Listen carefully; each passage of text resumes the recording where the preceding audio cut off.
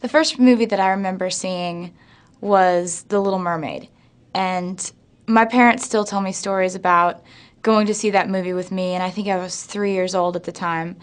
And on the way home from seeing that movie in the theaters, I was in the car in the back seat singing the words to the songs that I'd heard in the movie, and they kind of looked at each other and were really confused as to how I was remembering the words after seeing the movie only once.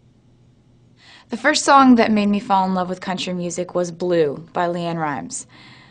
That song just completely resonated with me, and I think what resonated with me even more was that she was young and she was doing these things that I could only dream about doing.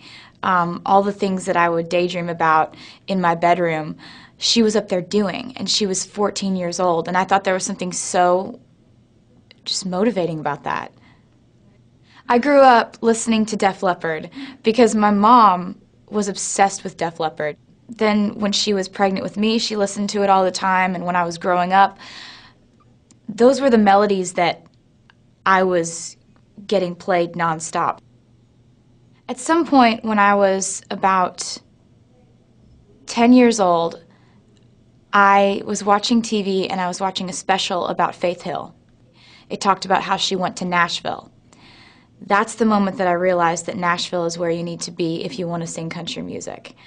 And from that point on, I thought about nothing but getting to Nashville and dreamed about it and imagined in my head what it looked like and how it would be when you finally got there. And so every day I would beg my parents just obnoxiously, nonstop, we need to go to Nashville, please, just let's take a trip to Nashville. I just want to go to Nashville so bad on spring break. Can we go to Nashville? And eventually when I was 11 years old, we took my first trip to Nashville. We had heard about this place called Music Row, which is where all the record labels are. And we drove up and down Music Row, and I had this little demo CD of me singing karaoke music. And my mom would pull up outside one of the record labels, and I would run in and talk to the receptionist and say, "Hi, I'm Taylor. I'm 11. I want a record deal. Call me." Oh, I didn't wear a cowboy hat. My hair was always too big for that. Like, it would like, you know, push it down and it would fro out. I grew up in Pennsylvania, and growing up in Pennsylvania and wanting to pursue country music, those are two different things. I remember, you know, when I went through this period of time when I didn't really have that many friends at school, kids would just heckle me and be like, "Oh, go sing that country beep." And then at that point, it just dawned on me that I had to love being different, or else I was just going to end up being dark and angry. I definitely was more nervous walking into my first day of my freshman year of high school than I was walking up to record labels and handing them my CD. I just was so much more comfortable playing a show in front of thousands of people or sitting in a conference room with music industry executives than I was playing at my high school talent show.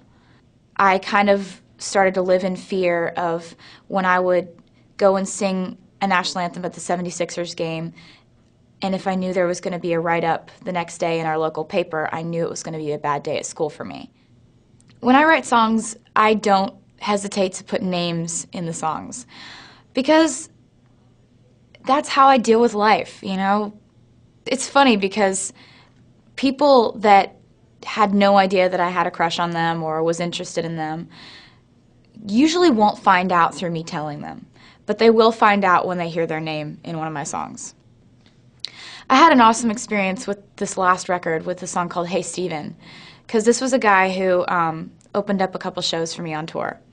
And it was just, you know, talk to him a couple times and, you know, would hang out at catering or whatever. But it was never anything like he would ever know that I liked him. Because I don't ever confess that sort of thing in real life. But I really do like to confess it in this fantasy music life that I get to live. So I wrote this song called Hey Steven, and I sent Steven a text message and I was like, hey, track 5.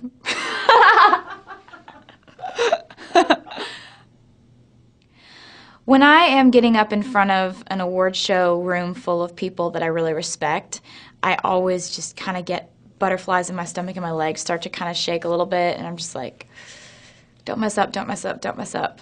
But most of the time, like when I'm going out on stage and it's an arena or a stadium even, that's the most fun that I ever have, is when I'm in that moment. I have never been more motivated by anything than I am by the sound of screaming people.